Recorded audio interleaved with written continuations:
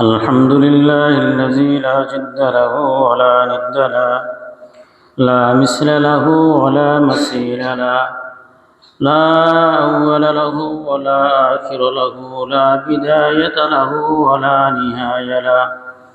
ونشهد أن لا إله إلا الله، ونشهد أن سيدنا وسندنا وحبيب ربنا ومولانا محمدا عبده ورسوله، أرسله بالحق بشيرا ونذيرا وداعيا إلى الله بإذنه وسراجا منيرا. أما بعد فأعوذ بالله من الشيطان الرجيم. بسم الله الرحمن الرحيم.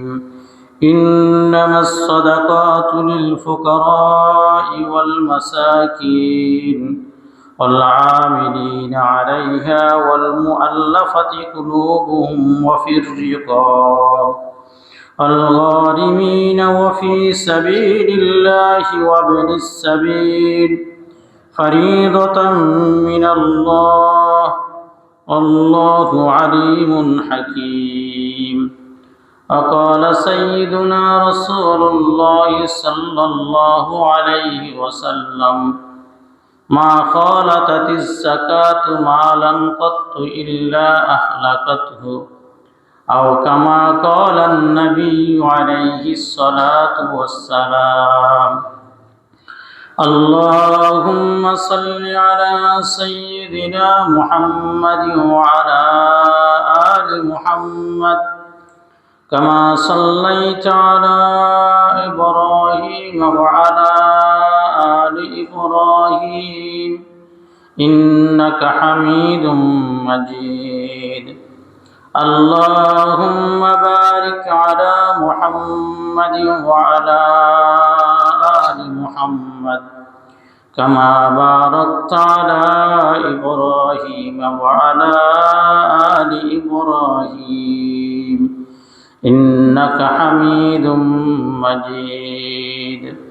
اللهم صل على سيدنا محمد كلما ذكره الذاكرون وكلما غفل عن ذكره الغافلون. أستغفر الله الذي لا إله إلا هو الحي القيوم وأتوب إليه، لا حول ولا قوة إلا بالله العلي العظيم. أستغفر الله الذي لا إله إلا هو الحي القيوم وأتوب إليه، لا حول ولا قوة إلا بالله العلي العظيم. মুআজ্জাজ মুহতারাম মুরব্বিয়ান আযম আজিজ তলাবায়ে মাদ্রাসায়ে দারুল উলুম, আল্লাহ তাআলার অসংখ্য অগণিত শুকরিয়া আদায় করি যে রব্বে কারীম আমাদের সকলকে জুমার নামাজ আদায়ের লক্ষ্যে দারুল উলুম মাদ্রাসা মসজিদে আসার এবং বসার তৌফিক দান করেছেন। রব্বে কারীমের শুকরিয়া আদায় করি আলহামদুলিল্লাহ। রমজান মাসের দ্বিতীয় জুমাতে আজকে আমরা উপস্থিত হয়েছি। এই রমজান মাসের জন্য আমরা অনেক অপেক্ষমান ছিলাম যে আল্লাহ তাআলা যেন রমজান পর্যন্ত আমাদের হায়াতকে বৃদ্ধি করে দেয়, যেন আমরা রমজানের রোজাগুলো যেন রাখতে পারি। এটার জন্য আল্লাহ তাআলার কাছে আমরা দোয়া করছিলাম। তো আল্লাহ তাআলা আমাদের দোয়াকে কবুল করে রমজানের মাসকে পাইয়ে দিচ্ছেন। আমরা রমজান মাস পাইলাম, কিন্তু নেকের দিন বেশি সময় থাকে না, নেকের দিন দ্রুতই শেষ হয়ে যায়। এজন্যই রমজান যেরকম আসছে এরকম চলে যেতেছে। হিসাব করার দরকার, রমজান যে চলে যেতেছে, রমজানের শুরু লগ্ন থেকে এ পর্যন্ত কি পরিমাণ আমার কোরআন তেলাওয়াত হয়েছে, কি পরিমাণ আমি জিকির করছি, কি পরিমাণ আমি গুনাহ করছি, ওই গুনাহগুলোকে মাফ করে নিতে পারছি কিনা, এই হিসাবটা আমাদের করার দরকার। আল্লাহ আমাকে আপনাকে সকলকেই নিজের কৃতকর্মের হিসাব, নিজের আমলের হিসাব করার তৌফিক দান করেন। আমরা যে ইবাদত করি, ইবাদতের মধ্যে দুই ধরনের ইবাদত, এক হইল ইবাদতে মালি, আরেক হইল ইবাদতে বাদানি। শারীরিক ইবাদত, আরেকটা হলো আর্থিকভাবে ইবাদত। শারীরিক ইবাদত যেমন নামাজ, রোজা, এগুলো হলো শারীরিক ইবাদত। আর জাকাত, এটা হইলো আর্থিক ইবাদত, অর্থে দিয়া ইবাদত করা। আর হজ হইল আর্থিক এবং শারীরিক ইবাদত দুটোটার সমন্বয়। এই মোটামুটি তিন ভাগ করা যায় ইবাদতকে। তো শারীরিক ইবাদতের কে আল্লাহ তাআলা যেরকম ফরজ করছেন, নামাজকে যেরকম ফরজ করছেন, এরকম আল্লাহ তাআলা জাকাতকেও ফরজ করেছেন। সুতরাং যেভাবে আমরা নামাজ আদায় করি গুরুত্বের সহিত, এইভাবে আমাদের প্রত্যেককে জাকাত দিতে হবে। জাকাত এটা ফরজ। কোনো ব্যক্তি যদি জাকাতকে যদি না দেয়, তাহলে ফরজ ইবাদত লঙ্ঘন করলে যেরকম গুনাহগার হয়, ওই ব্যক্তি ওই রকম গুনাহগার হবে। এজন্যই জাকাতকে কোনোভাবেই দিব না বা গড়িমসি করা, এটা কোনো ব্যক্তির জন্যই ঠিক না। জাকাত দিতে হবে। রাসূলুল্লাহ সাল্লাল্লাহু আলাইহি সাল্লাম বলেন, মা খাওয়ালাতিজ যাকাতু মালান কাত্তু ইল্লা আহলাকাতহু। যদি কোনো ব্যক্তির যদি জাকাতের মাল আর তার নিজের যে মাল, এই দোনো মাল যদি একত্রিত হয়ে যায়, তো মালটা ধ্বংস হয়ে যাবে, অর্থাৎ তার কোনো মালই টিকবে না। একজন ব্যক্তি মনে করেন কোটিপতি, লাখ লাখ টাকা আছে, কোটি টাকা আছে, তো এই ব্যক্তির উপর জাকাত খরচ হলো, সে জাকাতকে আদায় করে নাই, না করার কারণে তার সমস্ত মালগুলো ধ্বংস হয়ে যাবে। অর্থাৎ আল্লাহ তাআলা তাকে নিঃস্ব, দরিদ্র বানিয়ে দিবেন। সে যেরকম আগে অর্থ ছিল না, তার ভবিষ্যতেও কোনো অর্থ থাকবে না। যেরকম কিছু লোক দরিদ্রতার কারণে, তার নিঃস্বতার কারণে মানুষের কাছে হাত পাতে, এই ব্যক্তিকেও আল্লাহ তাআলা একসময় ভিক্ষুক বানিয়ে দিবে। সে একসময় মানুষের কাছে হাত পাতবে। যদি চিন্তা করেন, দেখেন পৃথিবীর মধ্যে অনেক লোক আছে, আপনার এলাকাতেও আছে, আমার এলাকাতেও আছে, বিভিন্ন প্রতিবেশী এরকম আছে, যারা বিল্ডিংয়ের মধ্যে ঘুমাইছে, একসময় অনেক টাকার মালিক ছিল, এখন বিল্ডিং আছে ঠিক, কিন্তু ওই ব্যক্তির এখন আর টাকা নাই, এখন ভিক্ষা করে। বহু লোক আছে মিল ফ্যাক্টরির মালিক ছিল, আল্লাহ তাআলার হুকুম জাকাতকে আদায় না করার কারণে তাকে মানুষের কোম্পানি বলতো, মাহাজন বলতো, মালিক বলতো, সেলুট দিত, কিছুই নেই, এখন সে অন্যের দ্বারস্থ হয়ে গেছে। এরকম পৃথিবীর মধ্যে বহু লোক আছে যাদেরকে আল্লাহ তাআলা এরকম দ্বারস্থ বানিয়ে দিয়েছেন, অন্যের দ্বারস্থ হয়ে গেছে। এজন্য আল্লাহ তাআলা যখন মাল দিয়েছেন, তখন মালের হক আদায় করা, এটা আমার আপনার প্রত্যেকটা ব্যক্তির জন্য জরুরি। আমাকে যে আল্লাহ তাআলা মাল দিয়েছেন, নতুবা মাল ধ্বংস হয়ে যাবে। রাসূলুল্লাহ সাল্লাল্লাহু আলাইহি সাল্লাম বলেন, ইন্নাস সাদাকাত আওসাকুন নাস। জাকাত এটা হলো মালের ময়লা, সম্পদের কি ময়লা। সম্পদ যে আল্লাহ তাআলা আমাকে দিয়েছেন, জাকাতের মালগুলোকে যদি আলাদা না করি, তাইলে ময়লা আর মূল জিনিস যেন একত্রিত হয়ে গেল। ময়লা কোনো জিনিসের সাথে যদি একত্রিত হয়ে যায়, তো এটার কোনো মূল্য থাকে না। মনে করেন আপনার প্লেটের মধ্যেই ভাত আছে, ভাত খাইতেছেন, কোনো একটা বাচ্চা, আপনার বাচ্চায় পেশাব করিয়েছে, মনে করেন পেশাবগুলো যে আপনার প্লেটে বসছে, আপনি কি এই পেশাব সহ ভাতগুলো খাইবেন? যদিও দামি খাবার থাকুক, আপনি খাইবেন না। এইগুলো যেরকম একটা পেশাব, বাচ্চার পেশাবে যেরকম খাওয়াকে নষ্ট করে দিল, ধ্বংস করে দিল, এরকমভাবে এরকম জাকাত যদি কোনো ব্যক্তি যদি না দেয়, তাহলে তার মালগুলো এরকমভাবে ধ্বংস হয়ে গেল, শেষ হয়ে গেল। এজন্য মাল যেন ধ্বংস না হয়, শেষ না হয়, মালের হেফাজত এটা জাকাতের দ্বারাই হবে। জাকাত এটার শব্দের অর্থ হলো পবিত্র করা, মানে মালকে যখন জাকাতকে যখন আদায় করবে, তখন মাল পবিত্র হয়ে যাবে। আর জাকাতকে কোনো ব্যক্তি যদি আদায় না করে, তাহলে তার মাল পবিত্র হবে না। এজন্য মাল পবিত্র করার জন্য জরুরি হলো জাকাতকে ঠিকমতো আদায় করে দেওয়া। তা আমরা প্রত্যেকেই যদি জাকাত যদি আদায় না করি, তাহলে আমাদের মালগুলোকে আমরা নিজেরাই ধ্বংস করে দিলাম। এরকমভাবে যেরকম মানুষের চিনি বানায়, যারা চিনি বানায়, তো চিনি যখন উতরাইতে থাকে, চিনির নিচে যখন আগুন দেয় আখের রসার মধ্যে, তখন নিচের মধ্যে চিনি তৈরি হয়, উপরে কিন্তু ময়লা হয়। কোনো চিনি বিক্রেতা যদি উপরের থেকে যদি ময়লাগুলোকে যদি না পারায়, তাহলে চিনিগুলো কোনো দাম থাকবে না। ময়লা আর চিনি একত্রিত হওয়ার কারণে চিনির দাম থাকবে না। তাহলে এটা আমরা সকলেই বুঝি। ঠিক জাকাতের মালকে যদি মূল মাল থেকে কোনো ব্যক্তি যদি আদায় না করে, আলাদা না করে, তাহলে তার মালগুলা ধ্বংস করে ফেলল। আর আল্লাহ তাআলা বলেন ইয়ামহাকুল্লাহুর রিবা ওয়া ইউরবিস সাদাকাত। অপরদিকে যদি কোনো ব্যক্তি যদি মাল পাওয়ার পরে মালকে যদি সে যদি কি করে আল্লাহ তাআলার রাস্তায় যদি দান করে, দান করার কারণে তার মাল বাড়তে থাকবে, তার মাল কি করবে? বাড়বে। ইয়ামহাকুল্লাহুর রিবা ওয়া ইউরবিস সাদাকাত, দুইটা কথাকে আল্লাহ তাআলা একসাথে করছে। ইয়ামহাকুল্লাহুর রিবা, আল্লাহ তাআলা বলেন সুদ, মানুষের যে টাকা লাগায় সুদ, এই সুদে মালকে ধ্বংস করে দেয়। ওয়া ইউরবিস সাদাকাত, আর যাকাত মালকে বর্ধিত করে। দুইটা কথাকে আল্লাহ তাআলা কেন একসাথ করলেন? মনে হয় যে আল্লাহ তাআলা এই কথা বুঝাইতে চাইতেছেন যে যখন যাকাতের আলোচনা করে তখন মানুষে এই কথা বলে যে আমি যদি যাকাত দিই তাহলে তো আমার মাল কমে গেল, আর অথচ যদি সুদের মধ্যে যদি টাকা লাগাই তাহলে টাকা 100-তে 10 টাকা করে হইলে হাজারে কত টাকা হয়? হাজারে 100 টাকা হইব নাকি? তাহলে হাজারে 100 টাকা, এইভাবে তো তাইলে মাল বাড়বে।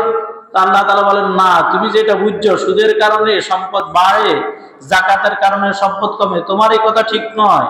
আল্লাহ তাআলা বলেন ইয়ামহাকুল্লাহুর রিবা ওয়া ইউরবিস সাদাকাত, আল্লাহ তাআলা সম্পদকে আল্লাহ তাআলা সুদের মাধ্যমে ধ্বংস রাখছেন। মানে কোনো ব্যক্তি সুদে টাকা লাগাইলেই তার সম্পদ কমে যাবে, আর কোনো ব্যক্তি যদি যাকাত দেয় তো তার মাল বাড়তে থাকবে। এটা কার কথা? আল্লাহ তাআলার কথা। এখন কত হইল, যখনই মানুষ যাকাত দেওয়াটা বুঝলো, যাকাত দেওয়ার দরকার, তো বলে যাকাত দিমু মানে গরিবরে দিমু, অসহায়রে দিমু। এটা কেমনি দিবে? তো বলে যে এটা এভাবেই দিবে। মানুষ সাধারণত এইভাবে দেয়, একদিন ডেট করে 27-এ মনে করেন, বা 26-এ রমজান বা 27-এ রমজান, বেশি সওয়াবের নিয়তে এরা এই দিনটা ঠিক করে। তো মানুষ কি করে? যাকাতের জন্য লাইন ধরে, ধরে কিনা? যাকাতের লাইন ধরি, মানুষ মারা গেছে বাংলাদেশের ইতিহাসে ভুরি ভুরি পাওয়া যায়। যাকাতের কাপড়ের জন্য লাইন ধরি মানুষ মারা গেছে, এই উদাহরণ একটা নয়, যদি ইতিহাস টানো হয় ভুরি ভুরি পাওয়া যাবে যাকাতের কাপড়ের জন্য।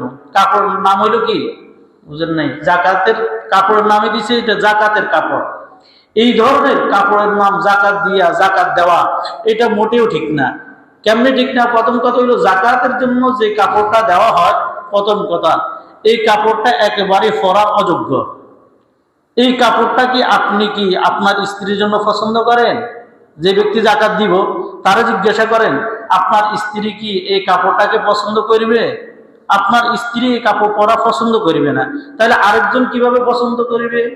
এই কাপড়গুলো এভাবেই বাজারে দেখছিলাম, তো দোকানে যাই দেখি কাপড়গুলো একবার ধোয়ার পরে দ্বিতীয়বার ফিরতে পারে না। তাহলে এই যে যাকাতের টাকা দিয়ে আপনি কাপড় দিলেন, কি লাভ হইল? কোনো লাভ হইছে? যে ব্যক্তি কাপড়টা গ্রহণ করছে তার কোনো লাভ হয়নি। আর অপরকে তো দিবে এই জিনিসটা, যে জিনিসটা তুমি নিজের জন্য পছন্দ করো। হাদিসের মধ্যে হলো যে এই কথা যে তুমি নিজের জন্য যা পছন্দ করো তা অপরকে দান করবে। তাহলে যাকাতের কাপড় নিজে পছন্দ করি না, অপরকে কেমনি দিলাম? আমার পরিবারকে দেওয়া আমি পছন্দ করি না, আমার বোনকে দেওয়া আমার পছন্দ করি না, তাহলে অন্যদেরকে যাকাতের কাপড় দেওয়া এটা মোটেও ঠিক না। তাহলে যাকাতের কাপড় নামে বাজারে যে কাপড় আছে এই ধরনের কাপড় দিতে আমি নিষেধ করতেছি। বরং কাপড় দিবেন কোনটা? যেটা আপনি আপনার পরিবারের জন্য পছন্দ করেন, ওই কাপড়টা দিবেন। অন্তত যেন একটা বছর যেন কাপড়টা যেন পরতে পারে। কিন্তু যে কাপড়টা দেওয়া হয় একবার ধোয়ার পরে দ্বিতীয়বার পরতে পারে না, আল্লাহ মাফ করেন, এমন কাপড় আছে আইনবার পরে ছেঁড়া পড়ে। তাহলে আপনার এই যাকাতের কাপড় অপেক্ষায় ছিল একটা দরিদ্র পরিবার, ঈদের দিন সে এটা পরিবে, ঈদের দিন বাসটা খোলার পরে পরে দেখলো যে এই কাপড়টা ছেঁড়া। আচ্ছা বলেন তো এই দরিদ্র লোকটার মনের মধ্যে কি পরিমাণ দুঃখ লাগবে তখন? খুশি হওয়ার পরিবর্তে চোখের পানি পড়বে। তাহলে আপনি যাকাতের টাকা দিয়ে আপনি নেকি কামাইলেন না আপনি গুনাহ কামাইছেন? বলেন, গুনাহ কামাইছেন। প্রথম কথা এটা। দ্বিতীয় নম্বর কথা হলো যে আপনি যে যাকাতের টাকা দিতেছেন, যাকাতের দেওয়া, যাকাতের কাপড় দিতে 27 তারিখ নির্ধারণ করছেন, 25 তারিখ নির্ধারণ করছেন, 26শে রমজান নির্ধারণ করলেন, একটা তারিখ নির্ধারণ করলেন, মানুষ সিরিয়ালে দাঁড়ায় যে মারা গেল, এটার গুনাহের বার কি আপনি নিতে হবে না? এতগুলা রোজাদারকে আপনি যে সিরিয়ালে খাড়া করাইছেন নদীর ভিতরে, তারা কি আপনার জন্য দুরূদ শরীফ পড়ে দোয়া করবে না বদদোয়া দিবে? বদদোয়া দিবে। বললো তার উপর লানত পড়ো, এর উপর কি বল? লানত পড়ো। কে আমাদেরকে রৌদ্রের মধ্যে দাঁড়াইয়া কষ্ট দিতেছে, এরকম যাকাতের কাপড় না দিলে কি হয়? আসছি আর কি ফ্যাটের দায়ে, দরিদ্রতার কারণে আসছি, না তোর কাপড় লাই আসতাম না বলবে? মোটেও দিবে না, মোটেও দোয়া করবে না। বরং আপনার জন্য ওই ব্যক্তি কি করতেছে? এই ব্যক্তি আপনার জন্য বদদুয়া করতেছে। রাসূলুল্লাহ সাল্লাল্লাহু আলাইহি সাল্লাম বলেন, মান সাল্লা ইউরাই ফাকাদ আশরাকা ওয়া মান সামা ইউরাই ফাকাদ আশরাকা ওয়া মান তাসাদ্দাকা ইউরাই ফাকাদ আশরাকা। কোন ব্যক্তি যদি নামাজ দেখানোর জন্য পড়ে, আমি নামাজ পড়বো, টুপি মাথায় দিব, আমাকে সবাই মুসল্লি বলবে, আমি যাকাত দিব, মানুষ আমাকে দাতা বলবে, আমি রোজা রাখবো, মানুষ আমাকে রোজাদার বলবে, বলে সে শিরিক করলো। তাহলে যাকাত দিয়েছে নেকির জন্য, এখন কি নেকি হয়েছে না গুনাহ হয়েছে? বলেন, গুনাহ হয়েছে। এর জন্যই যারা এরকম ভাবে জাকাতের সিরিয়াল দিয়া দিনক্ষণ ঠিক করে দেন, এরা এই ধরনের জাকাত দেওয়া বন্ধ করেন। আপনার জাকাতের দ্বারা উম্মতের কোনো ফায়দা হবে না, আপনারও ফায়দা হবে না। জাকাতের দ্বারা যে ফায়দা, আপনারও কোনো ফায়দা হবে না, উম্মতেরও কোনো ফায়দা হবে না। অথচ জাকাত দেওয়ার দ্বারা কয়েকটা বৈশিষ্ট্য। প্রথম কথা হলো, জাকাত দিব আল্লাহ তাআলাকে রাজি করার জন্য, আমার জাকাতের দ্বারা যেন আল্লাহ তাআলা খুশি হয়, এভাবে প্রকাশ্যে যদি দেন, এভাবে যদি মানুষকে লাঞ্ছিত আর অপমানিত করে যদি আপনি টাকা দেন, তাহলে এই টাকা দেওয়ার দ্বারা আল্লাহ তাআলা রাজি হবে না। প্রথম, আল্লাহ তাআলা রাজি চলে গেল। 2 নম্বর, জাকাতের টাকা দিবে গরিবের সেবা করার জন্য। কিসের জন্য বলেন? গরিবের সেবা করার জন্য, অসহায় দরিদ্রের সেবা করার জন্য। এখন যদি আপনি দৈনিক যদি সিরিয়ালে দাঁড়া করে যদি এটাকে যদি জাকাত দেন নির্দিষ্ট একটা দিনে, এটা কি সেবা করলেন না তাকে কষ্ট দিলেন? এটা তো তার সেবা করলেন না, তাকে কষ্ট দিলেন। তাহলে জাকাতের 2 নম্বর ফায়দা যেটা, এটাও বৃথা গেছে। এটাও কি গেছে? মিটে গেছে, কাজে লাগলো না। 3 নম্বর, জাকাত কেন দিতে আল্লাহ তাআলা হুকুম করছেন? বলে সম্পদের অহংকার মানুষের ভিতরে আছে, টাকাওয়ালা অহংকার মানুষের ভিতরে আছে, আছে না? এইরকম সমাজের মধ্যে লোক আসছে, নাম বলবো না, যে একজন দরিদ্রের লগে ধনী লোকে হাত মিলাইয়া পরে পকেটে থেকে টিস্যু লই হাত তারে মুছি ফেলে। বুঝেন নাই? মানে ধনী লোকের হাত কার লগে লাগছে, দরিদ্র লোকের হাতের লগে লাগছে, এই জন্য টিস্যু দিয়ে হাত মুছে। মানে দরিদ্রের হাতের লগে আমার হাত লাগা কি হয় নাই? ঠিক হয় নাই। সমাজের মধ্যে এরকম লোকের কি অভাব আছে যে ধনী আর দরিদ্র এক জায়গার মধ্যে বসে না? এক জায়গার মধ্যে বসে না। চা দোকানে গেলেও ধনী আর দরিদ্র এক জায়গার মধ্যে বসে না। বিয়ের অনুষ্ঠানের মধ্যে গেলে আগে চোখ দিয়ে তাকায় কোন টেবিলে গরিব বসে, সেই টেবিলেও বসবো না। যেই টেবিলের মধ্যে ধনীরা বসছে, ভদ্রলোকেরা বসছে, জেন্টেলম্যানেরা বসছে, সে ওইটার মধ্যে বসে। দরিদ্র লোকের লগে কি করে না? বসে না। সব জায়গার মধ্যে গেলে দরিদ্র আর ধনীর বৈষম্য আমাদের সমাজের মধ্যে তৈরি হয়েছে। এই দরিদ্র আর ধনীর বৈষম্যকে দূর করার জন্য আল্লাহ তাআলা জাকাতের বিধানটা চালু করছে। জাকাত দিলে মানুষের সম্পদের যে অহংকার, এই অহংকার যেন দূর হয়ে যায়। কিন্তু কোন ব্যক্তি যদি এসি রুমের মধ্যে বসে যদি জাকাতের টাকা দেয়, তাহলে তার অহংকার কি দূর হবে? তার অহংকার তো দূর হবে না। বরং দরকার ছিল এই কথা, জাকাতের মালটা যে ব্যক্তি প্রাপ্য তার কাছে নিয়ে পৌঁছাই দিবে। কারণ আল্লাহ তাআলা কোরআনে কারীমের মধ্যে বলেন, হাক্কুম মালুমুল লিসাইল ওয়াল মাহরুম।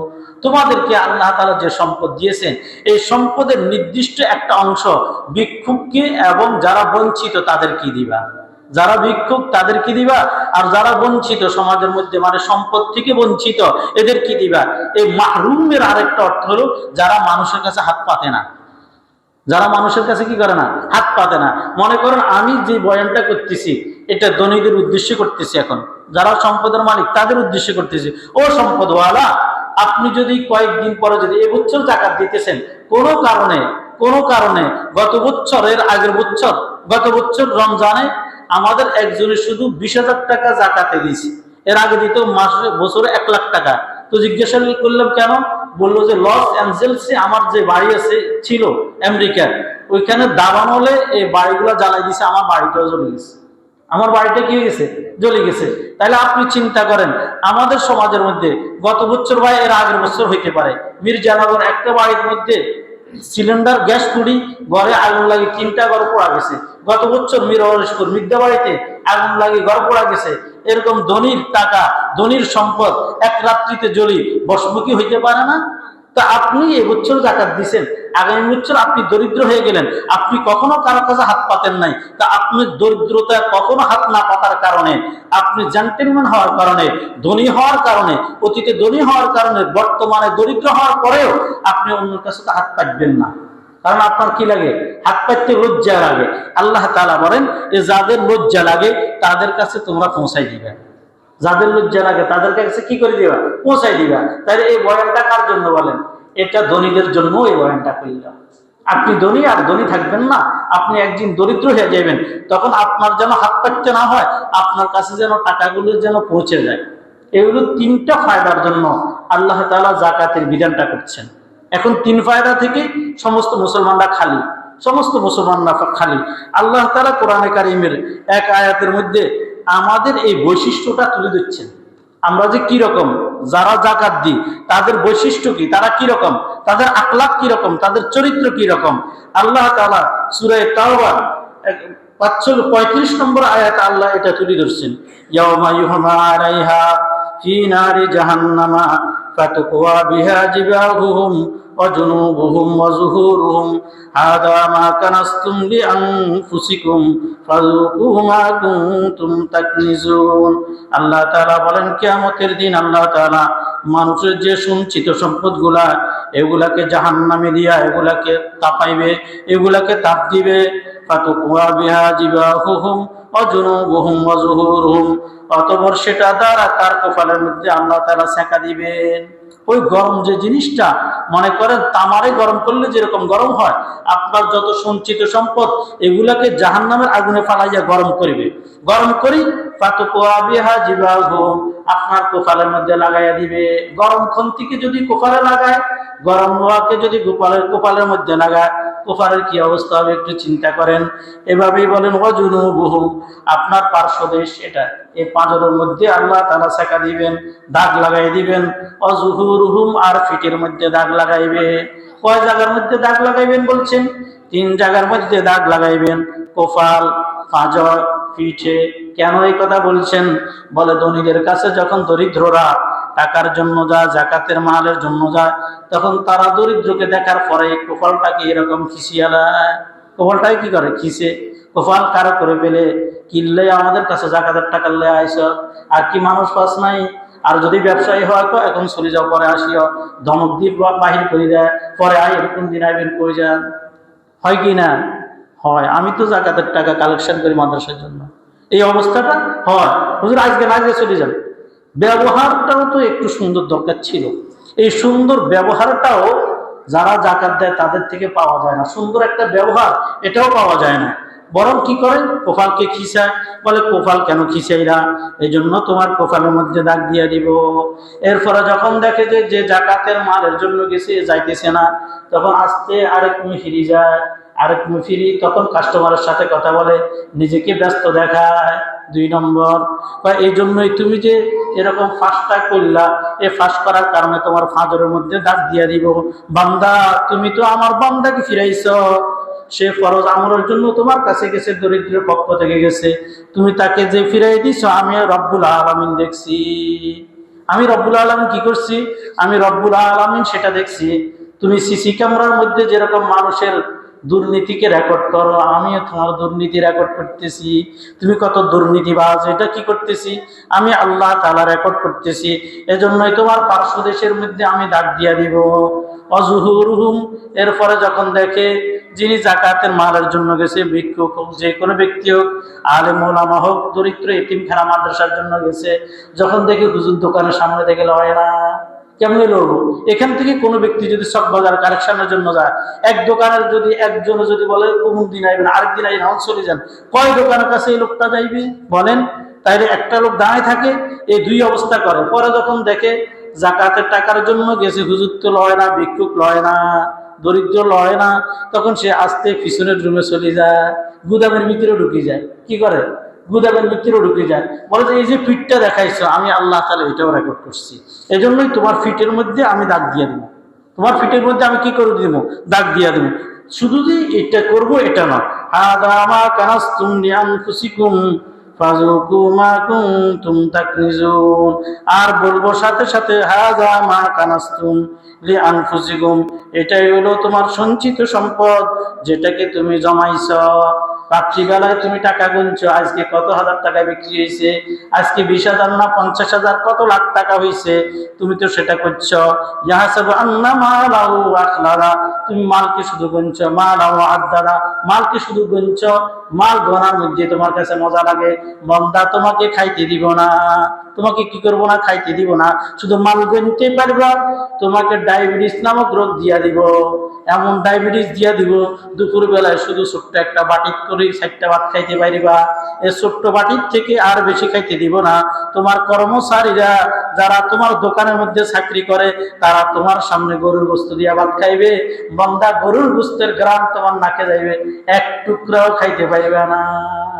শুধু কি কারণে? শুধু বন্ধু তুমি জাকাতের বিধানটাকে অস্বীকার কারণে, তুমি বন্ধু জাকাত বিধানটা তুমি না মানার কারণে। আর বলবো হাযা মা কানাসতুম লিআনফুসিকুম, এটা হলো তোমার সঞ্চিত সম্পদ, যেটি তুমি তোমার জন্য জমাইছো। শুধু মজা লাগে, মজা লাগে, 1 কোটি টাকার মালিক, 2 কোটি টাকার মালিক, শুধু মনের মধ্যে মজা নাও।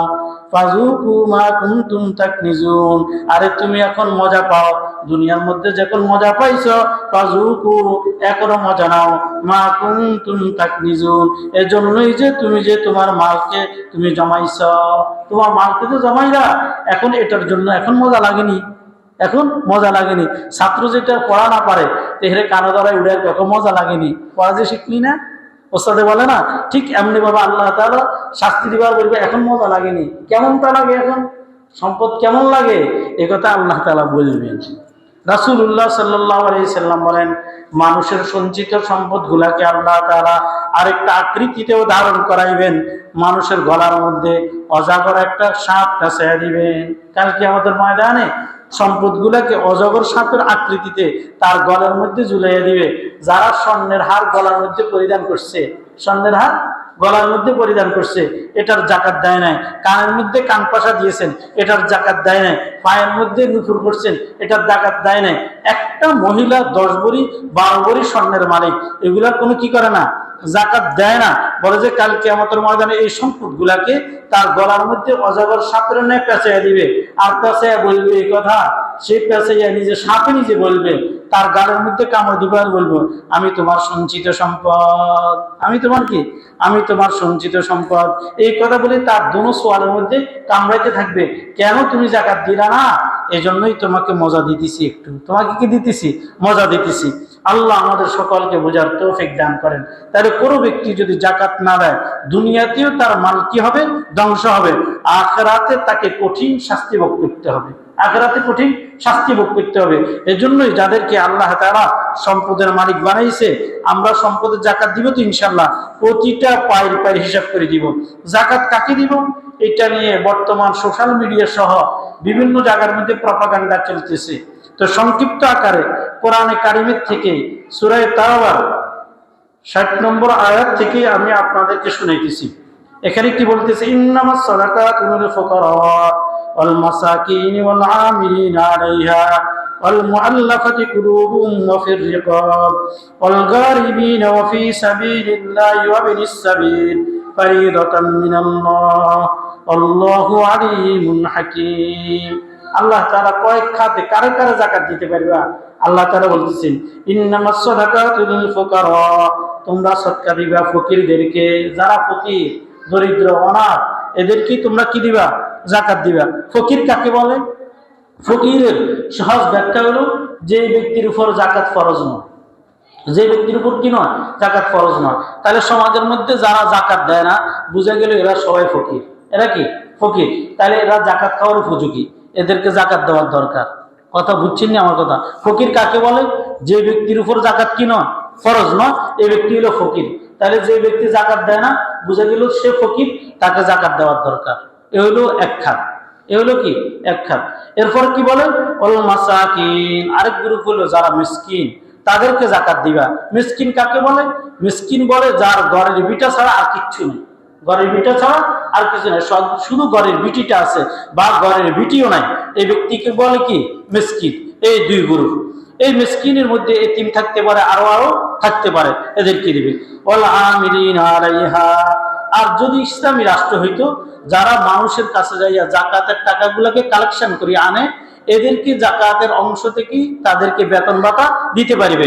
এই হলো 3 নম্বর। এখন এটা ইসলামী রাষ্ট্র নয়, সুতরাং কোনো ব্যক্তি যদি জাকাতের টাকা যদি কালেকশন করে, তাকে জাকাতের টাকা থেকে কোনো অংশ দেওয়া যাবে না, তাকে জাকাতের টাকা দেওয়া যাবে না। আমার কথাটা বুঝছি কি?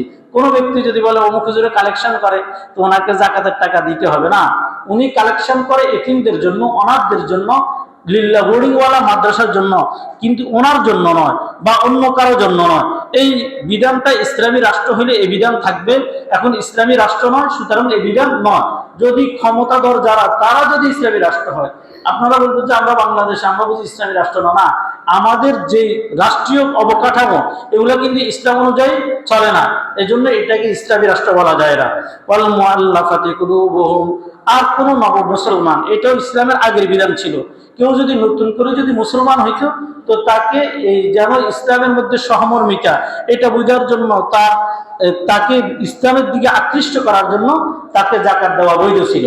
কিন্তু এখন এটাও কি নাই? এটাও নাই, এই দুইটা বাদ যাবে। অফির রেকব, আরেকটা ছিল দাস প্রথা।